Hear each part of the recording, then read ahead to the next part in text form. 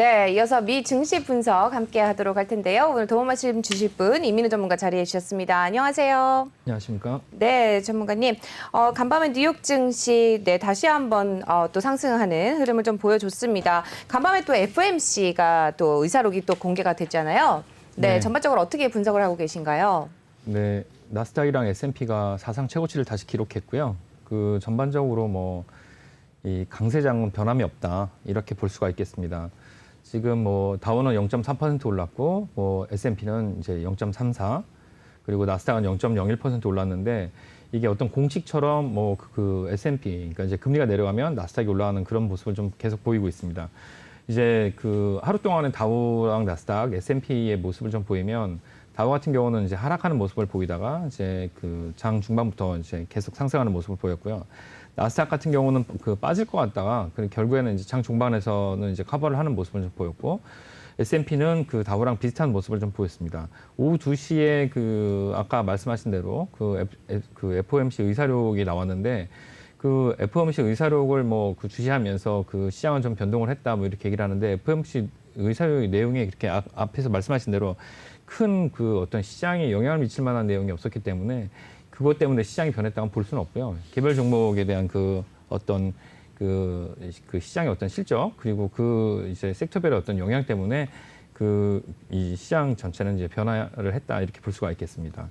테슬라가 좀 많이 빠졌던데 특별한 다른 요인이 있었습니까? 예, 테슬라에 대한 요인은 지금 좋은 전망은 없고요. 지금 예상으로 봤을 때는 이제 요 맵을 보면서 한번 말씀을 좀 드리면 테슬라에 대한 전망이 지금 이 테슬라가 가지고 있는 유휴 자산 여기서 가지고 있는 유휴 자산 중에 이 비트코인 가격이 하락한 것 때문에 2분기 전망이 다시 적자로 돌아설 가능성이 크다 이런 부분이 좀 있습니다. 그래서 이것 때문에 테슬라에 대한 전망이 좀 내려가면서 지금 600불대 중반을 가리키고 있는데 이게 곧 내려갈 것 같다 그런 전망이 좀 나와서 그런 거고요.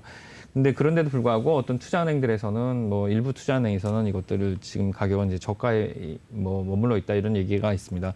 근데 또 하나 이제 일론 머스크가 사람들이 가지고 있는 그 테슬라의 자율주행 자동차의 어떤 그 오토파일럿 그 기능이 상당히 구현되기 어렵고 그건 약간 환상에 가까운 그런 것들을 좀 가지고 있다 눈높이가 그런 얘기를 좀 하는 바람에 그게 오히려 좀 더 많이 악재를 좀 작용하고 있는 게 아닌가 싶고요.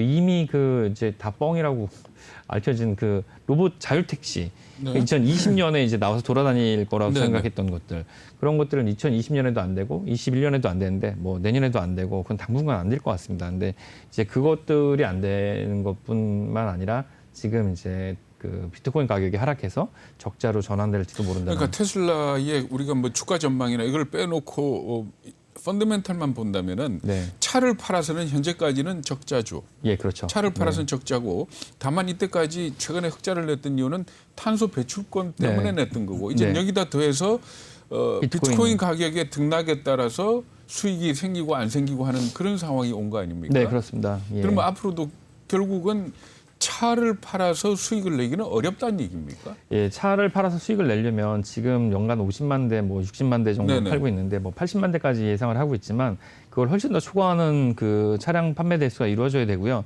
일단 지금은 기가팩토리, 테라팩토리를 이제 유럽이랑 미국에 지금 추가로 증설하고 있고 그리고 또 배터리 공장을 늘리고 있는데 그 부분이 완성이 된 이후에 정상적인 가동이 된 이후에 최대로 얼마만큼 이제 그것이 이루어지는가 그게 좀 문제인 것 같고요. 또 하나는 지금 돌아다니고 있는 차들을 통해서 이제 어떤 교통망, 그러니까 이 운행에 대한 어떤 데이터를 수집해서 지금 전 세계에서 5번째 정도 되는 슈퍼컴퓨터를 분석을 하고 있다고 하는데 그걸 통해서 만들고 있는 FSD라는 소프트웨어가 완성이 돼서 완성차 업체에 공급을 할 수 있으면 폭스바겐이나 현대차나 이런 데서 지금 카메라만으로 좀 운영되고 있는 그런 이제 하드웨어에 완성 업체들이 구매를 하는 시점이 만약에 일어난다 그러면 테슬라가 실제로 소프트웨어 업체, 하드웨어 업체면서 소프트웨어 업체로 전환이 되는 시점이 되겠죠. 근데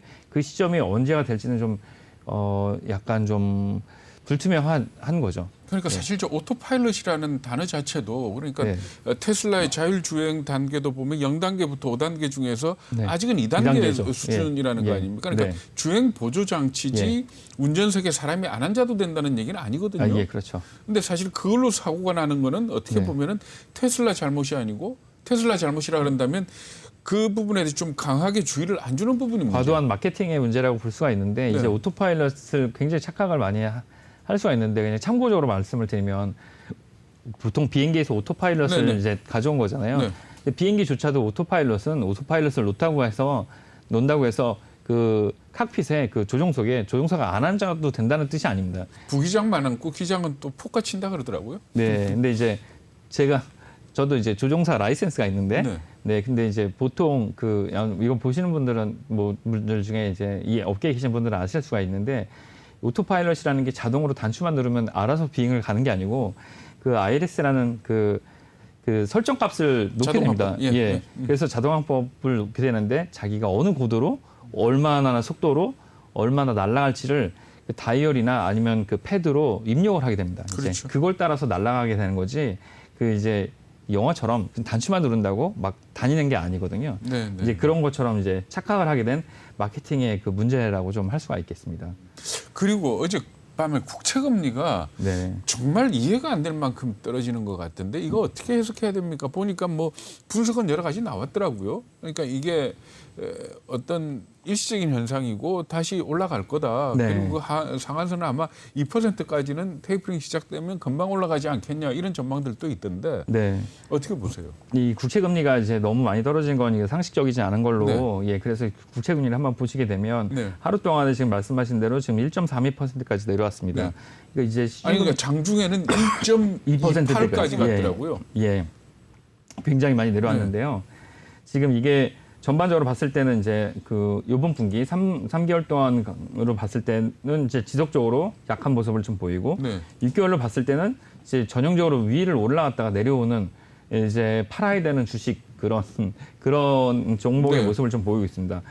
근데 이제 이게 그럼 높은 내려오고 있는 어떤 이제 하향 추세냐? 예, 하향 추세인가? 그러면 1년치를 봤을 때는 그렇지가 않습니다. 아직도 팬데믹, 그러니까 이제 이 정부랑 은행에서 돈을 풀고 있을 때 그때 그런 정책이 지금 그 기조가 변하지 않고 있는 걸로 봤을 때는 그렇게 많이 변화한 상황은 아니거든요. 오히려 더 올라간 걸로 볼 수가 있는 거죠.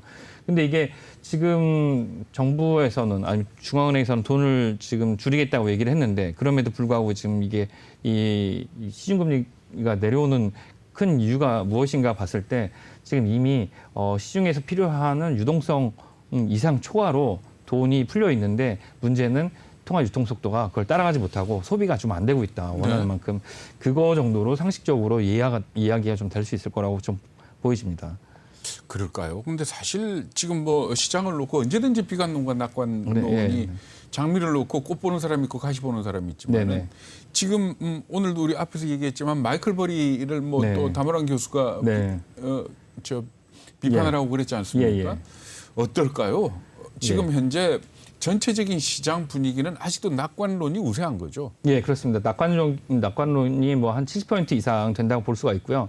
시장이 강세로 간다는 이야기는 뭐 전반적인 컨센서스고 여기서 지금 현재 뭐 10개 종목 중에 7개 종목은 상승하는 추세를 가지고 있는 게 현재 시장 미국과 우리나라의 어떤 시장 특성이기 때문에 여기서 하향 베팅하는 경우는 굉장히 큰 손실을 좀 본다고 볼 수가 있겠습니다. 그래서 이거는 정말 조심을 하셔야 되는데 이거를 대체적으로 확인해 볼 수 있는 가장 큰 게 이제 이걸 한번 보실 수가 있어요. 이게 이제 ETF인데 ETF 6개월 퍼포먼스를 제가 한번 보게 되면 여기 빨갛게 44% 마이너스 난 게 이게 나스닥 마이너스 하향 베팅한 인버스거든요. 근데 이걸 그러면 1년으로 보면 어떻게 되냐? 1년으로 보면 74%가 마이너스입니다. 여기서 전체에서 지금 하향 베팅해서 수익이 난 거는 없습니다. 예. 그러니까 전반적으로 봤을 때 변동성에 걸어서 걸었어도 마이너스고 하향 베팅한 인버스에 걸었어도 마이너스고 전반적으로 시장은 다 파란색이다. 그러니까 이제 시장은 굉장히 강한 모습을 보이고 있고요.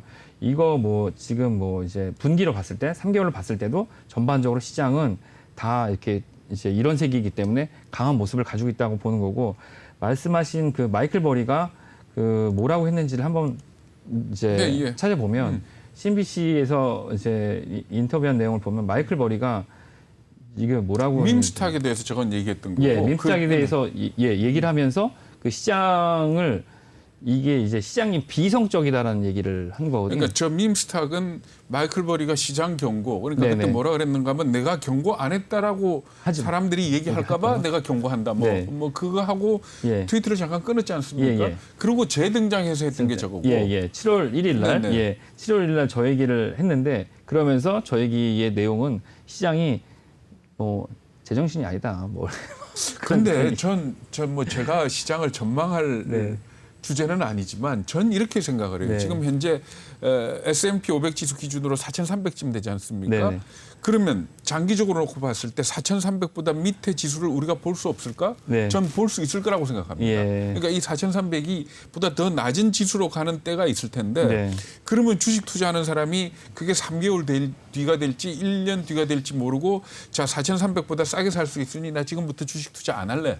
이거는 말이 안 되는 거고 네네. 4,300이 4,700 갈 수 있는 거 아닙니까? 네네. 그러니까 주식 투자를 하는 사람의 입장은 4,300에서 4,700의 캡도 수익을 내야 되는 게 주식 투자자고. 예, 그렇죠. 네. 그런데 이제 장기적으로 본다면은 이 4,300이라는 선이 영원히 돌아오지 못할 선이 아니고 네. 깨질 수 있는 선이라고 저는 생각을 하거든요. 예, 밑으로 깨졌다 다시 복귀할 수 있다. 뭐 이렇게 보시는 거잖아요. 뭐, 예. 그렇죠. 뭐 그 저희 사무실에서도 올 초에 뭐 작년 말 올 초에 그 인버스를 사야 되는 거 아니냐고 인버스를 사고 싶다고 누차에 저한테 물어보는 사람이 있을 정도로 이제 업계에 있으면서도 그렇게 이제 시장 불안을 계속 느끼는 분들이 계셨는데 근데 이제 한 가지 좀 단적으로 로빈훗이 이제 상장을 추진하는데 상장에 대한 그 질문을 하면서 무슨 얘기를 했냐면 로빈훗이 이제 인터뷰를 한 거를 했더니 70%가 오를 걸로 본 거죠. 예. 로빈훗이 인터뷰한 내용 최근에 이제 예. 보게 되면 7월 1일 날 로빈훗이 말하길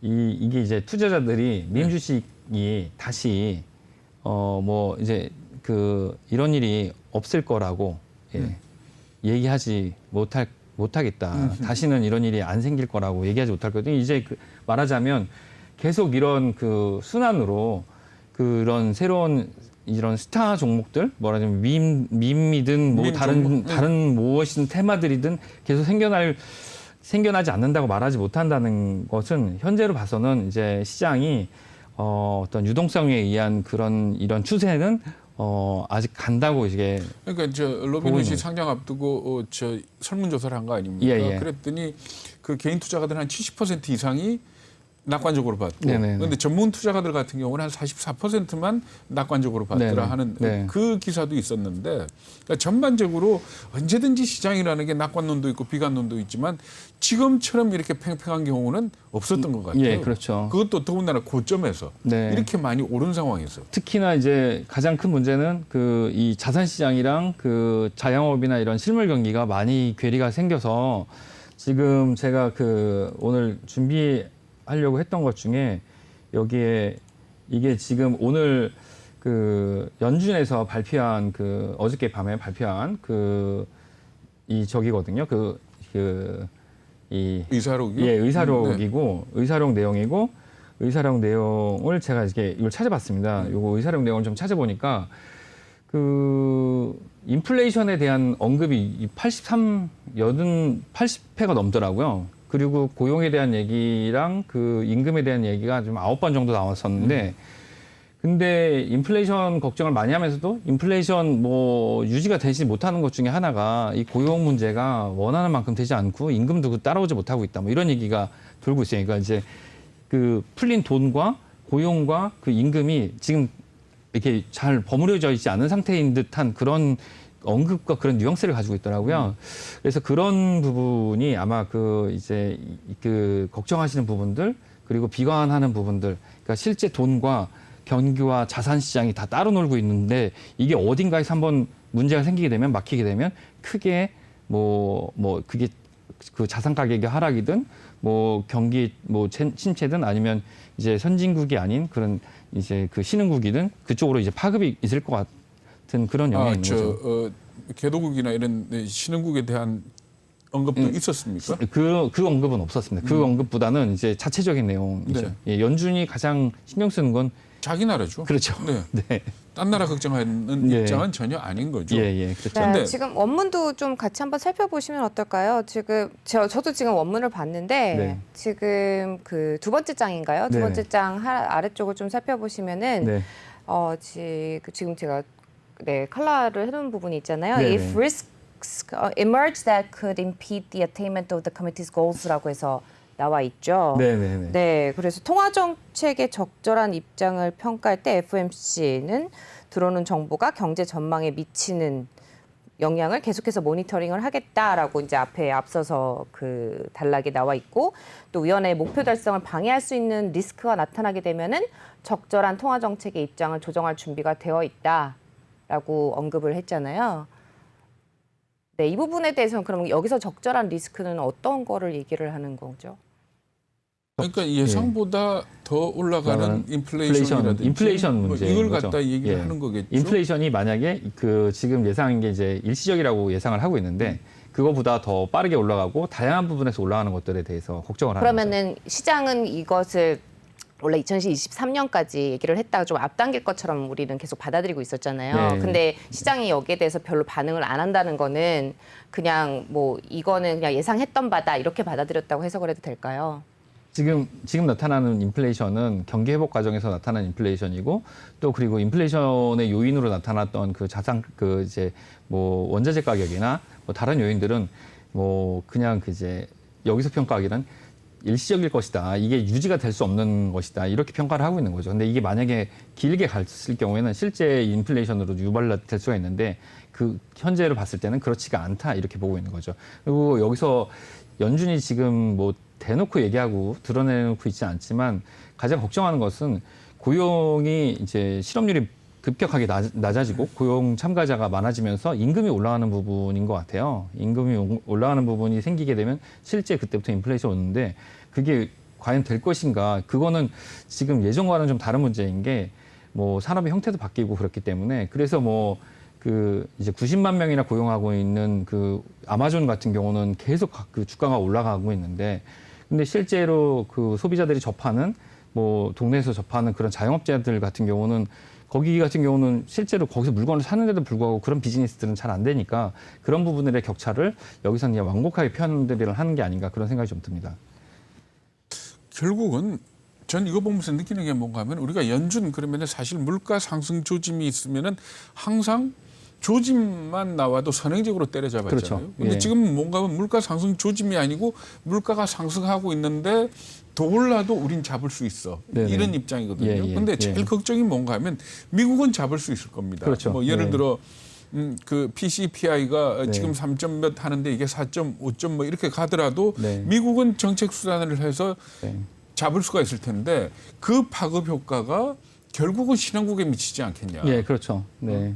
그러면 우리 입장에서 미국이 잡느냐 마느냐가 사실은 기준이 아니고 얼마나 올라갔을 때 얼마나 강한 정책을 필 거냐를 미리 좀 생각을 해봐야 예측을 되는 해봐야 거니까. 되겠죠. 예, 그래서 아무래도 그런 부분 때문에 한은에서 선제적으로 그 기준금리를 네. 올리겠다 그런 요인이 있는 것 같고 그냥 한 가지만 보시면 그 지금 금리가 얼마나 낮은 수준인지 그 맥스로 장기로 한번 보게 되면 지금 이제 10년물 국채 금리의 그 실질 금리, 그러니까 시중 금리가 이렇게 지금 현재 그 80년대부터 봤을 때 뭐 엄청나게 낮은 수입니다. 지금 80년대 초는 뭐 이례적으로 높은 수준이었으니까 그건 이제 제외하더라도 지금 90년대 중반부터 보게 되면 굉장히 낮은 수준으로 내려온 거죠. 그러니까 지금 여기서 뭐 2000년대 중반까지 이 수준으로만 올린다고 하더라도 지금 신흥국, 다른 국가에 미치는 영향은 상당히 크다고 할 수가 있겠습니다. 그렇죠. 아니 근데 사실은 그 닷컴 버블 때도 보면 올라갈 때는 정말 예상보다 더 많이 올라가고 그렇죠. 떨어질 때는 또 저 정도 떨어지는 게 적정하다라는 기준은 없지만 또 예상보다도 훨씬 많이 빠지지 않습니까? 그러니까 이게 돈이 풀려서 시장이 움직일 때는 항상 이 진폭이 굉장히 큰 것 같아요. 네네. 그렇기 때문에 아무리 낙관론이 지배를 한다 그러더라도 투자자 입장에서는 대비를. 많이 빠질 부분도 지금 걱정을 해야 되는 시점이면은 틀림이 없는 것 같다 이런 생각이 들거든요. 예, 그렇습니다. 항상 대비는 좀 포트폴리오상 대비는 좀 해야 되겠죠. 네. 네, 여기까지 들어보도록 하죠. 오늘 함께해 주신 분 미 증시 분석의 이민우 전문가였습니다. 말씀 잘 들었습니다.